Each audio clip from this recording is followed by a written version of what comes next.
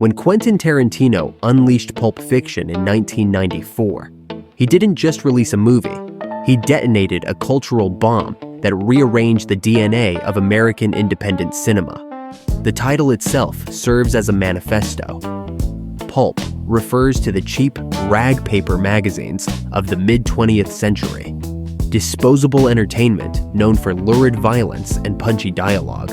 From the opening frame, Tarantino establishes his auteurist signature, the collision of the mundane and the criminal. We are not thrust immediately into a heist, but into a conversation about coffee prices and restaurant dynamics. This is the first rule of the Tarantino universe. Characters do not speak to advance the plot. They speak to populate the world with texture. The freeze frame on Honey Bunny's scream, accompanied by the ferocious surf guitar of Dick Dale's Miserlou, signals a rejection of classical continuity. This is cinema as a DJ set. Tarantino samples sounds, images, and energies from the trash heap of pop culture history, repurposing them into something that feels dangerously new. Consider the famous Royale with cheese dialogue. In a traditional crime thriller, hitmen discuss the target or the weapon. Here, Jewel and Vincent discuss the metric system and fast food branding. This detachment creates a cognitive dissonance that defines the film's tone. The casual coexists with the lethal. Tarantino treats the suits worn by Jules and Vincent not as costumes, but as uniforms of a genre. They are visual shorthand for the Reservoir Dogs, the Blues Brothers, the generic G-Men. They are ciphers of cool, detached from any moral grounding, drifting through a Los Angeles that looks less like a real city and more like a series of movie sets. The briefcase scene cements the film's reliance on intertextuality. The glowing contents are never revealed, a direct homage to Robert Aldrich's Kiss Me Deadly. It is the ultimate MacGuffin. It doesn't matter what is inside. What matters is the golden light reflecting on the actors' faces, symbolizing the allure of the cinematic image itself. As we dive deeper, we encounter the film's fragmented structure. The non-linear timeline is not a gimmick. It is a structural representation of postmodernism. There is no beginning or end, only a circular loop of events that emphasizes the immediate gratification of the scene over the slow burn of a traditional arc. Mia Wallace appears as the deconstructed femme fatale. With her sharp bob and dark features, she visually quotes Anna Karina in Godard's films.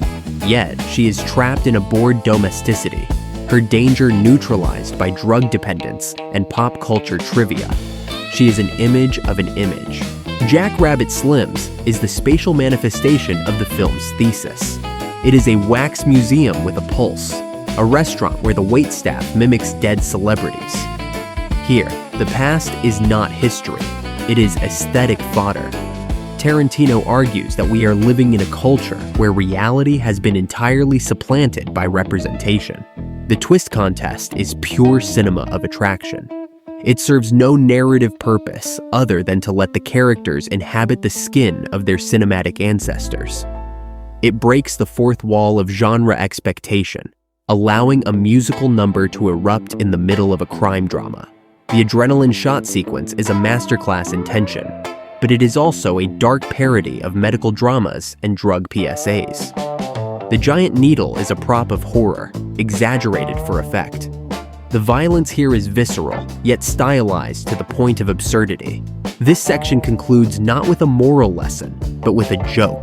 The characters survive a life-threatening overdose and agree to never speak of it again. The narrative consequence is erased, reinforcing that in a postmodern text, events are isolated spectacles rather than cumulative lessons. The Gold Watch storyline introduces the complication of honor within a dishonorable world. The flashback with Christopher Walken is a long, monologue-driven parody of the war story trope found in films like The Deer Hunter. It elevates a grotesque object into a sacred relic through sheer verbal willpower. Butch Coolidge is the outdated hero, the boxer who refuses to take a fall.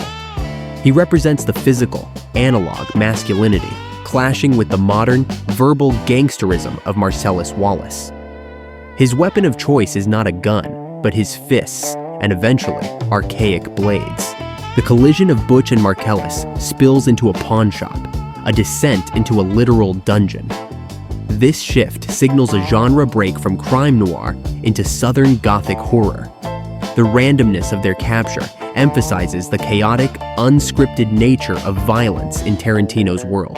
The GIMP sequence is perhaps the most shocking disruption of the film's cool. It strips the gangsters of their power and suits, reducing them to victims in a basement. It is a transgressive moment that challenges the audience's desensitization to standard movie violence by introducing sexual menace. When Butch selects his weapon, he cycles through film history: a hammer, slasher; a baseball bat, vigilante; a chainsaw, horror. He settles on the katana, consciously choosing to step into the genre of the samurai film. He becomes the Ronin, redeeming himself through the aesthetic of the sword. The resolution of this arc, Zed's dead, is delivered with the flippancy of an action hero one-liner. It reasserts the film's comic tone immediately after its darkest moment.